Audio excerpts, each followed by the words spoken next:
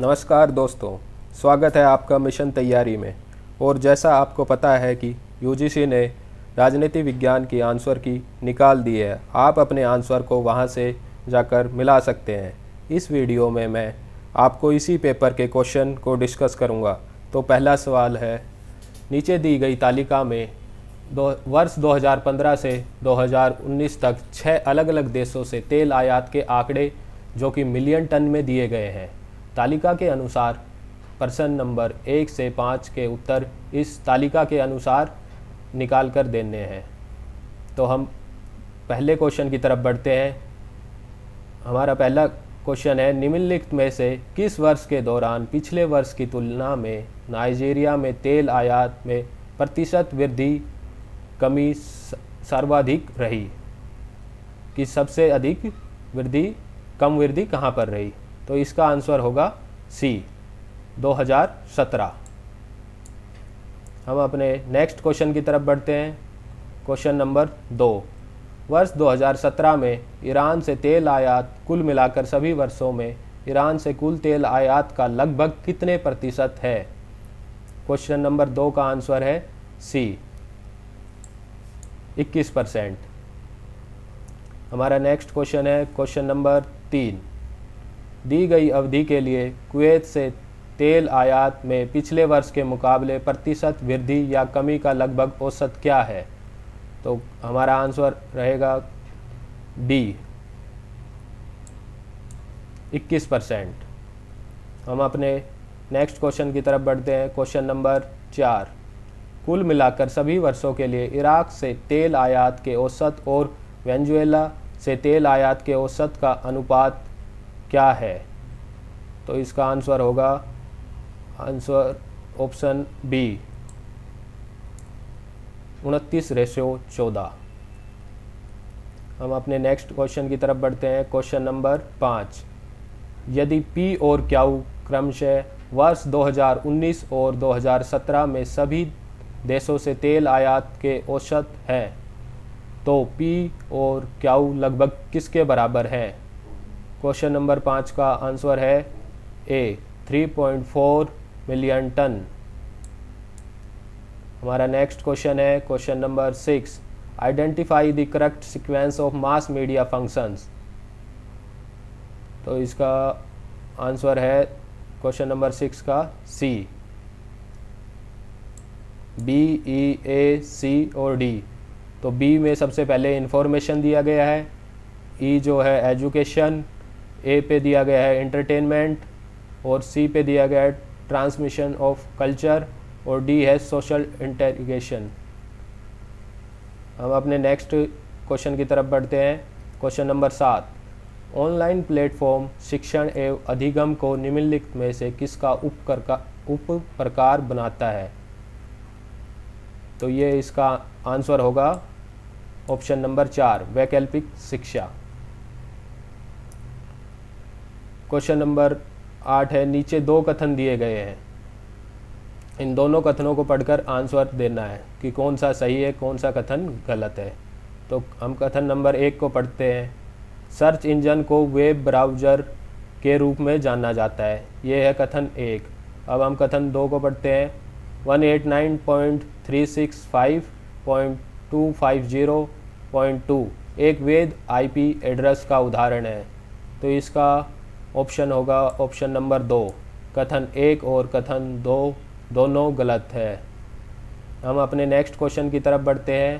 Question number 9, in a city the noise level represented by equivalent sound pressure level over 8 hour period were reported as 80 decibel. A, what does A refer to? तो यहाँ पर बताया गया है कि ए किसको refer करता है। क्वेश्चन नंबर 9 का आंसर है 4। हम अपने नेक्स्ट क्वेश्चन की तरफ बढ़ते हैं। क्वेश्चन नंबर 10, नीचे 2 कथन दिए गए हैं।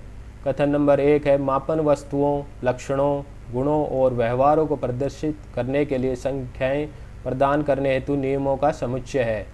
कथन नंबर 2, परीक्षण एक प्रक्रिया है जिसमें मानवीकृत प्रक्रियाओं का उपयोग करते हुए किसी व्यक्ति के व्यवहार का प्रदर्शित प्राप्त किया जाता है, मूल्यांकन किया जाता है और उसे अंक प्रदान किए जाते हैं। तो क्वेश्चन नंबर 10 का आंसर होगा ए।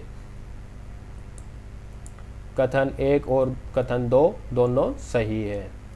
हम अपने अगले क्वेश्चन की तरफ बढ़ते हैं। Question number 11। नीचे दो कथन दिए गए हैं। कथन नंबर 1 है, यदि शिक्षण के दौरान सहायक सामग्री का सावधानीपूर्वक उपयोग किया जाए तो यह शिक्षण कार्य का स्थानापन्न हो सकता है। कथन नंबर 2, ऑनलाइन विधियाँ शिक्षण और अधिगम की गुणवत्ता में सुधार करने के लिए प्रभावी अनुपूरक है। क्वेश्चन नंबर 11 का आंसर है डी। कथन 1 असत्य है किंतु कथन 2 सही है। हम अपने अगले क्वेश्चन की तरफ बढ़ते हैं। क्वेश्चन नंबर है हमारा 12। नीचे दो कथन दिए गए हैं। कथन नंबर 1 है, प्रामाणिकता सुनिश्चित करने हेतु शोधकर्ता को उन मूल्य स्रोतों को इंगित करना होता है जहां से प्रदत्त के लिए गए हैं कि कथन नंबर 2 है इसका, प्रदत्त विश्लेषण और निर्वचन में शोधकर्ता को प्रयुक्त पद्धतियों को अपेक्षित कठोरता और उपयुक्तता का प्रदर्शन करना पड़ता है। तो क्वेश्चन नंबर 12 का आंसर होगा ए। कथन 1 और कथन 2 दोनों सही है। हम अपने अगले क्वेश्चन की तरफ बढ़ते हैं। Question number 13। नीचे दो कथन दिए गए हैं जिनमें एक को अभिकथन ए और दूसरे को तर्क आर के रूप कहा गया है। तो अभिकथन ए को हम पढ़ते हैं। एक समाज जनसाधारण को इसकी भाषा, रिवाजों, इतिहास तथा भूगोल द्वारा एकत्रित करता है। तर्क आर, जनसाधारण द्वारा समाज की एकता उसकी संप्रेषण प्रणाली तथा संस्कृति द्वारा सुकर बनती है। तो 13 का आंसर होगा ए। ए है, ए और आर दोनों सही है और आर और ए की सही व्याख्या करता है। हम अपने अगले क्वेश्चन नंबर 14 की तरफ बढ़ते हैं। क्वेश्चन नंबर 14 है जो एनटीए ने पहले से ही इसको हटा दिया गया है। इसके मार्क्स सभी को मिलेंगे। दो शहर को, फिर भी हम इस क्वेश्चन को रीड कर लेते हैं। दो शहरों पी और क्याऊ में 360 किलोमीटर की दूरी है। एक कार 40 किलोमीटर प्रति घंटा की गति से पी से क्याऊ तक जाती है और पी पर 50 किलोमीटर प्रति घंटा की गति से वापस लौट आती है। कार की औसत गति क्या है? तो इसको एनटीए ने हटा दिया है। तो हम नेक्स्ट क्वेश्चन की तरफ चलते हैं। क्वेश्चन नंबर हमारा है 15। जब टीएल मॉडल अपनाया जाता है तो निम्नलिखित में से किसे सही माना जाएगा? तो यहाँ पर 4 ऑप्शन दिए गए हैं क्वेश्चन नंबर 15 के, जिसका आंसर है बी, मतलब कि 2। शिक्षण और अधिगम में अभिन्न संबंध होता है, इसको सही माना जाएगा टीएल मॉडल में। Question number 16। सूची 1 को सूची 2 से सम्मिलित कीजिए।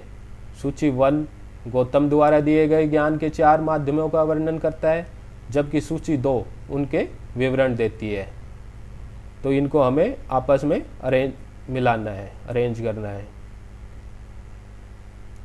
क्वेश्चन नंबर 16 का आंसर है बी। ए जो बोध प्रत्यक्षीकरण है वो मिलता है 4 से। वस्तुओं के साथ कुछ अवयवों के परस्पर व्यवहार द्वारा उत्पन्न शुद्ध संज्ञान। बी का अनुमान जो है वो मिलता है संज्ञान से। संज्ञान जो किसी अन्य संज्ञान को मानता है। सी है तुलना जो मिलता है वो मिलता है 2 से। शब्द एवं उसके संकेतों के बीच संबंध का ज्ञान। और डी जो है शब्द मिलेगा 3 से। विश्वास पात्र व्यक्ति का कथन तथा उसके अभिप्राय को समझने में सुसंगत। तो इसका आंसर है बी। हम अपने नेक्स्ट क्वेश्चन की तरफ बढ़ते हैं। Question number 17। संप्रेषण के संबंध में निम्नलिखित में से कौन से सही है? यहाँ 1 तो इसका आंसर होगा मतलब कि इसमें संप्रेक्षण के संबंध में निम्नलिखित में से कौन सही है। यह एक छनन प्रक्रिया है, अवरोध रहित प्रक्रिया है, जीवन पर्यटन प्रक्रिया है, सार्वभौमिक प्रक्रिया है या सामूहिक प्रक्रिया है। तो इनको मिला के लिखना है कि कौन कौन से ऑप्शन सही है। तो 17 का आंसर होगा सी।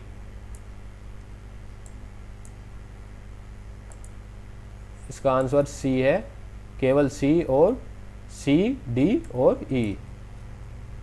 तो सी में है जीवन पर्यटन प्रक्रिया, डी में है सार्वभौमिक प्रक्रिया और ई में है सामूहिक प्रक्रिया।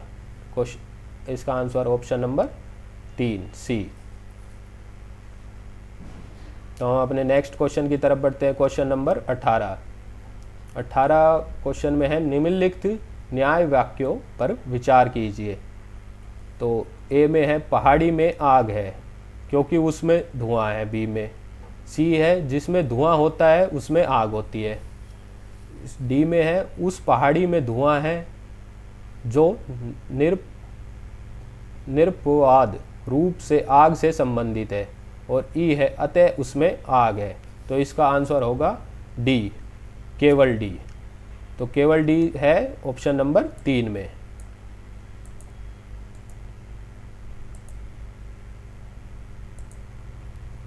केवल डी है 3 में, अतः उस पहाड़ी में धुआं है जो निरपवाद रूप से आग से संबंधित है। तो हम अपने नेक्स्ट क्वेश्चन 19 पर बढ़ते हैं।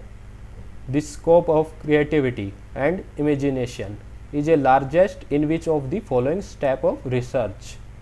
तो क्वेश्चन नंबर 19 का आंसर होगा D, hypothesis making and hypothesis testing. 4। हम अपने नेक्स्ट क्वेश्चन की तरफ बढ़ते हैं। क्वेश्चन नंबर हमारा 20। निम्नलिखित में से किनके लक्ष्यों और उद्देश्यों से के सतत विकास लक्ष्यों के साथ सहलाभ है। तो इसमें ऑप्शन दिए गए हैं, पहले ये दिए गए हैं 5 हमारे, इनको अरेंज करना है कि कौन कौन से इसमें थे। 20 में बी, इसका आंसर होगा बी। केवल ए, सी, डी और E. A international solar alliance, C Paris समझौता, डी जैव विविधता संबंधी अभिष्यमय और ई है राष्ट्रीय जलवायु परिवर्तन संबंधी अभिष्यमय। तो इसमें बी नहीं था, बस बी को निकालना था और इसका आंसर है ऑप्शन नंबर बी। हम अपने नेक्स्ट क्वेश्चन 21 की तरफ बढ़ते हैं। 21 क्वेश्चन हमारा, भारतीय दर्शन की निम्नलिखित कौन सी प्रणाली वेदों के प्रति विरोधात्मक है।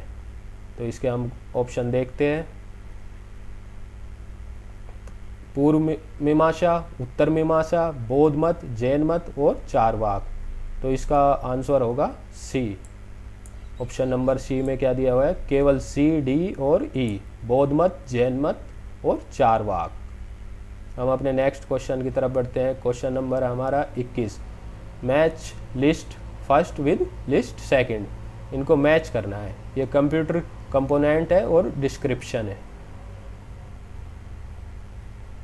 तो इसका आंसर होगा 22 का सी। रैम 22 में सी। रैम जो है holds program currently being run on the computer से मिल रहा है, ए वाला। बी जो है डीवीडी रोम, थर्ड से can be written only once. जो सीडी रोम होती है, जो डीवीडी सीडी होती है, उसमें एक ही बार लिख सकते हैं, उनमें डिलीट करके हम दोबारा नहीं लिख सकते हैं, इसलिए written only once. C ALU मिल रहा है सेकंड से। Performs all computations and compressions operations। और डी जो है CPU है, वो मिल रहा है brain of the computer, A से। तो इसका आंसर होगा C, option number C. Question number 23। Through which of the following methods of research cause and effect relationship is focused. इसका आंसर होगा एक्सपेरिमेंटल मेथड, ऑप्शन नंबर 2।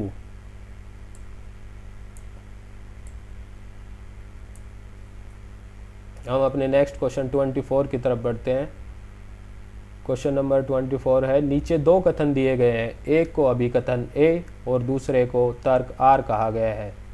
अभिकथन ए, नदियों में कार्बनिक प्रदूषण की समस्या प्राय गर्मी के महीने में बदतर हो जाती है। कुछ तर्क नंबर आर, अपेक्षाकृत अधिक जल तापमान की वजह से ऑक्सीजन की मात्रा में गिरावट की स्थिति तीव्रतर हो जाती है। 24 का आंसर है ए में दिया हुआ है ए और आर दोनों सही है और आर ए की सही व्याख्या करता है।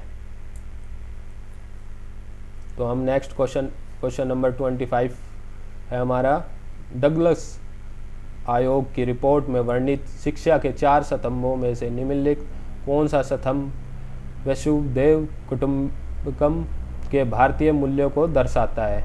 तो इसके हम ऑप्शन देखते हैं। ऑप्शन क्वेश्चन नंबर 25 के इसका आंसर है डी, सहयोग के साथ जीने के लिए अधिगम। क्वेश्चन नंबर 25 का है डी। हम अपने नेक्स्ट क्वेश्चन 26 की तरफ बढ़ते हैं। निम्नलिखित अधूरे वाक्य पर विचार कीजिए। तो इसका आंसर होगा 3G के बारे में ये क्वेश्चन दिया गया है कि वो कितना तेज है, क्या फास्ट है, ब्लूटूथ वाला है इसमें। तो इसको शब्द चुनना है और अरेंज करना था कि कौन सा पहले आएगा कौन सा बाद में आएगा। तो इसका आंसर होगा 26 का ए डी सी बी। ये सबसे पहले आएगा ए लंबी, फिर उसके बाद आएगा डी उच्च, और फिर आएगा सी छोटी, और बी पे आएगा निम्न। हम अपने नेक्स्ट क्वेश्चन की तरफ बढ़ते हैं। क्वेश्चन नंबर 27, निम्नलिखित ईंधनों को उनके दहन पर प्रति इकाई ऊर्जा प्राप्ति पर सर्जित होने वाली कार्बन डाइऑक्साइड की मात्रा के संदर्भ में अवरोही क्रम में अवस्थित करें। तो इसके आंसर होगा 27 का सी। Option number 3। हम अपने नेक्स्ट क्वेश्चन 28 की तरफ बढ़ते हैं। नीचे दो कथन दिए गए हैं। कथन 1 है, संस्थागत स्वायत्तता शैक्षणिक स्वतंत्रता की गारंटी देती है। कथन नंबर 2 है, संस्थागत स्वायत्तता के बिना शैक्षणिक स्वतंत्रता संभव नहीं है। तो इसका आंसर होगा 28 का सी दिया हुआ है। कथन 1 सही है किंतु कथन 2 सही नहीं है। हम अपने नेक्स्ट क्वेश्चन की तरफ बढ़ते हैं। क्वेश्चन नंबर 29, प्राचीन भारत में निम्नलिखित में से शिक्षा का प्रमुख लक्ष्य क्या था। तो इसका आंसर दिया गया है 29 का ए। तो ए में ऑप्शन में है मुक्ति अथवा उद्धार। हम अपने नेक्स्ट क्वेश्चन नंबर 30 की तरफ बढ़ते हैं। 30 क्वेश्चन है, एक शिक्षा विभिन्न उपायों के माध्यम से अधिगम की गुणवत्ता में सुधार करने के लिए लगातार प्रयास करता है। उसके द्वारा अपनाया गया उपागम किस प्रकार के शोध के दायरे में आ सकता है। तो 30 का आंसर होगा सी, क्रियात्मक शोध। हम अपने क्वेश्चन नंबर 31 को देखते हैं। एक परीक्षा में उत्तीर्ण होने के लिए अधिकतम 36% अंक प्राप्त करना आवश्यक है। एक छात्र ने 90 अंक प्राप्त किए और उसे 9 अंकों के उत्तर से उत्तीर्ण घोषित किया गया। अधिकतम अंकों की गणना कीजिए। तो इसका ऑप्शन है बी, 2 में है 275 आंसर। हम क्वेश्चन नंबर 32 को देखते हैं। यदि 5472 ग्रेटर 9 है, फिर अगली संख्या दी गई है 6342, फिर 6 दिया गया है, 7584, फिर 6 और 9237 को पी माना गया है। तो पी है, तो इसका अर्थ उपलक्षित करना है। तो इसका आंसर आएगा बी, इनका जोड़ करके इनको डिविजल करना था जो 3 से डिविजल थे। तो इसका आंसर आ जाएगा 3। नेक्स्ट क्वेश्चन है क्वेश्चन नंबर 33। उच्चतर शिक्षा तक पहुंच के अवसर विस्तारित करने के लिए उपयुक्त विश्वविद्यालय प्रणाली का आरंभ करने की आवश्यकता है। निम्नलिखित में से किसके द्वारा उस पर बल दिया गया? तो इसका हम ऑप्शन देखते हैं क्वेश्चन नंबर 33 का। इसका आंसर आएगा डी, शिक्षा पर राष्ट्रीय नीति 1986। हम अपने नेक्स्ट क्वेश्चन नंबर 34 को देखते हैं। भारतीय तर्कशास्त्र में लघु पद में मध्य पद की उपस्थिति को कहा जाता है। तो इसका आंसर होगा डी, परामर्श। तो इसका आंसर है परामर्श। नेक्स्ट क्वेश्चन है क्वेश्चन नंबर 35। निम्नलिखित में से किस स्तर के शिक्षण में तथ्य और सूचनाओं पर विशेष बल दिया जाता है? तो 35 का आंसर होगा ए, स्मृति स्तर।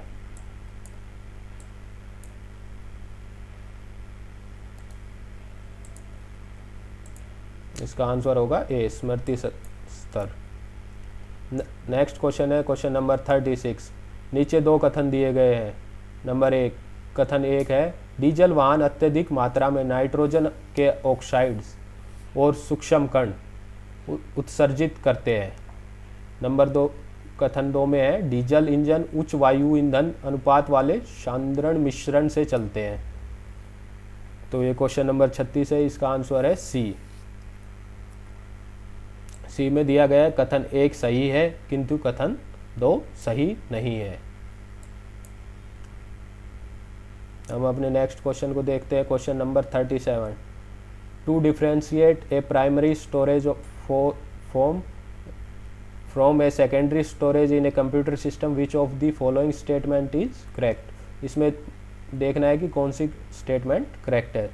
तो 37 का है D, primary storage is faster, more expensive and not persistent. Question number 38 को देखते हैं। जीवित देवदत्त या तो अपने घर में है अथवा जीवित देवदत्त अपने घर में नहीं है, अतः जीवित देवदत्त कहीं और है। उपरोक्त किस प्रमाण का उदाहरण है? तो इसके ऑप्शन देखते हैं। बहुदेव अनुमान है, दूसरा दिया हुआ है तुलना, तीसरा है शब्द प्रमाण, चौथा है अर्थ प्राप्ति। तो इसका क्वेश्चन नंबर 38 का आंसर होगा डी, अर्थ प्राप्ति।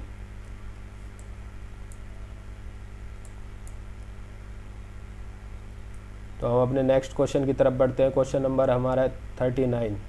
नीचे 2 कथन दिए गए हैं जिनमें से एक को अभिकथन ए और दूसरे को तर्क आर कहा गया है। अभिकथन ए, शोध में आईसीटी के उपयोग से शोध परिणामों की अभिगम्यता और परिशुद्धता सरल हो जाती है। तर्क आर, एक शोधकर्ता को शुद्ध प्रबंधन लेखन में संदर्भीकरण और प्रारूप की विभिन्न शैलियों का अनुपालन करना पड़ता है ताकि आईसीटी का अनुप्रयोग किया जा सके। तो इसका 39 का आंसर होगा सी। ऑप्शन नंबर सी में दिया गया है 3 में ए सही है परंतु आर सही नहीं है। नेक्स्ट क्वेश्चन है क्वेश्चन नंबर 40। 60, 30, 20 और 15 के अनुक्रम के अगले दो पद यह हैं। तो इसके अगले 2 पद निकालने थे। इसका आंसर होगा डी। डी में दिया गया है 12 और 10। Question number 41। किसी धनराशि का 2 वर्ष की अवधि के लिए 6% वर्ष की दर से साधारण ब्याज ₹300 है, उसी अवधि के लिए उसी दर पर तथा उसी धनराशि वर्ग चक्रवृद्धि ब्याज होगा। तो इसका आंसर होगा D, 309, option number 4। Question number 42। एक शिक्षक विद्यार्थियों के अधिगम को प्रभावित करने का उचित तरीका सुनिश्चित करने के लिए शिक्षण में रूपांतरण परक उपागम का उपयोग करना चाहता है। इस संदर्भ में निम्नलिखित में से कौन से क्रियाकलाप उचित माने जाएंगे? तो 42 का आंसर होगा डी, केवल ए, डी और ई, ऑप्शन नंबर 4।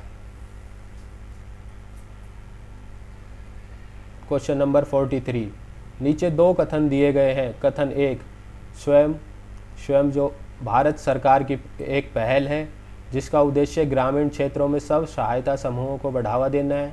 कथन दो, ई तंत्र IIT मुंबई द्वारा MHRD NMECIT के माध्यम से एम्बेडेड सिस्टम एंड रोबोटिक्स में शिक्षा के प्रसार के लिए एक पहल है।